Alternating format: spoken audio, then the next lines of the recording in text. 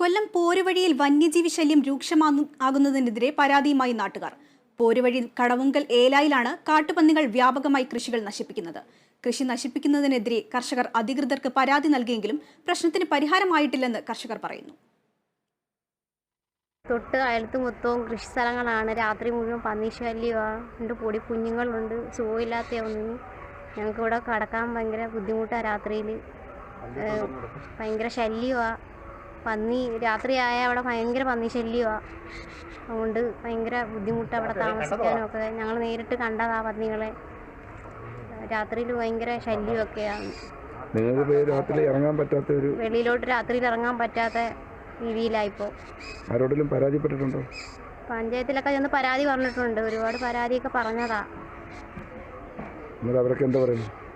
അവരൊക്കെ പറയുന്നത് ഇതുപോലെ നിങ്ങൾ പടക്കമൊക്കെ പൊട്ടിച്ചാൽ മതി എന്നൊക്കെ പറയും. ഞങ്ങളെന്നും രാത്രി പടക്കമൊക്കെ പൊട്ടിച്ചാൽ. ഇന്നലെ രാത്രിയിലും ഭയങ്കര ശല്യം ഉണ്ടായിരുന്നു.